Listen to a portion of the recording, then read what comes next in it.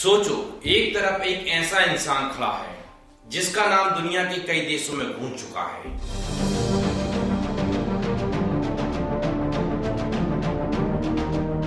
और दूसरी तरफ ऐसा आदमी जो सिर्फ एक इलाके में रहता था। उस इलाके में उसका नाम सुनते ही लोग रास्ता बदल लेते थे। कहानी शुरू होती है दो अलग अलग दुनिया से, एक ग्लोबल अंडरवर्ल्ड का खिलाड़ी और दूसरा लोकल इलाके का बेताज बादशाह।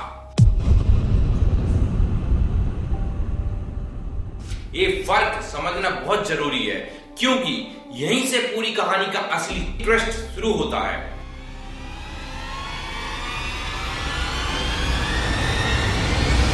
दाऊद इब्राहिम, ये नाम सिर्फ मुंबई तक सीमित नहीं रहा बल्कि वक्त के साथ एक ब्रांड बन गया, एक नेटवर्क बन गया।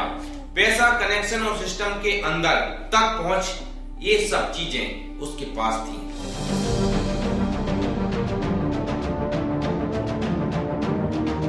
लेकिन दूसरी तरफ रहमान डकैत था जो किसी इंटरनेशनल नेटवर्क का हिस्सा नहीं था, लेकिन उसके पास कुछ और था। अस्सलाम वालेकुम नियारी।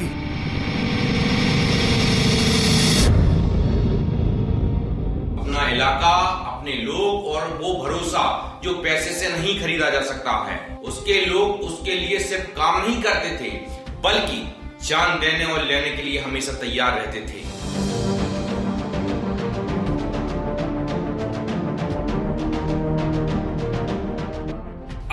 यहाँ सबसे बड़ा सवाल उठता है, जब एक आदमी इतना बड़ा नेटवर्क चलाता हो, इतना पैसा और ताकत रखता हो, तो फिर कैसे एक लोकल डॉन उसके सामने खड़ा हो जाता है? इसका जवाब थोड़ा सीधा है लेकिन समझने में गहरा है। जो आदमी अपने इलाके में होता है उसे हर गली, हर रास्ता, हर चेहरे की पहचान होती है।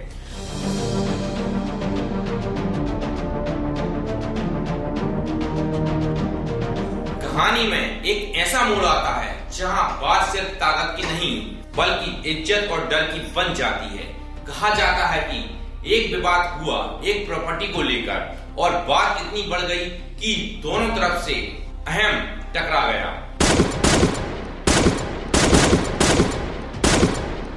क्योंकि अलग अलग लोग अलग अलग बातें बताते हैं। कुछ लोग कहते हैं कि दाऊद के भाई को उठा लिया गया, उसे टार्चर किया गया और उसकी आवाज तक सुनवाई गई। वहीं दूसरी तरफ कुछ लोग कहते हैं कि ये सब अफवाहें हैं और असली वजह कुछ और ही थी। लेकिन इतना जरूरी है कि उस घटना ने दोनों के बीच की दुश्मनी को एक नए स्तर पर पहुंचा दिया। अब जरा सोचो, अगर कोई तुम्हारे अपने को नुकसान पहुंचाए तो तुम क्या करोगे?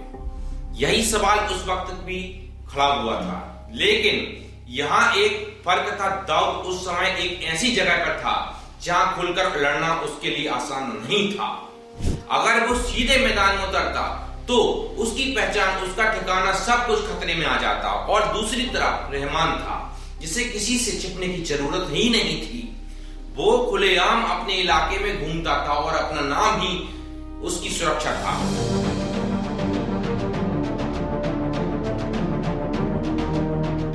इसी बीच एक बड़ा ऑपरेशन प्लान किया गया। पुलिस ने कई हफ्तों तक तैयारी की, अपने लोगों को अंदर तक पहुंचाया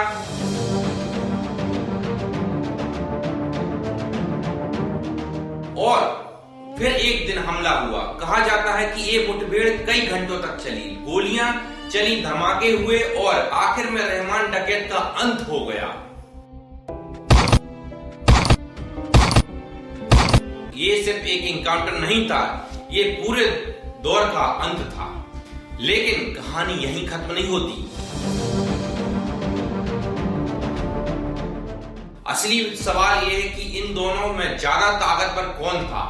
अगर तुम पैसे और नेटवर्क की बात करो तो दाऊद बहुत आगे था, लेकिन अगर बात आती है जमीन पर कंट्रोल की, लोगों की वफादारी की और सीधे टकराने की, तो रहमान का अंदाज अलग था।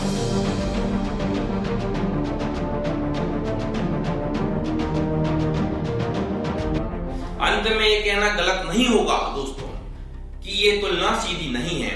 ये ऐसा है जैसे तुम एक बड़े बिजनेसमैन टाइकून की तुलना एक ऐसे योद्धा से कर रहे हो जो अपने किले में खड़ा है। दोनों अपने अपने तरीके से खतरनाक हैं, लेकिन उनके खेलने का मैदान अलग है। और शायद यही वजह है कि ये कहानी आज लोगों को इतनी दिलचस्प लगती है, क्योंकि ये सिर्फ दो लोगों की नहीं बल्कि दो अलग दुनियाओं की टक्कर है।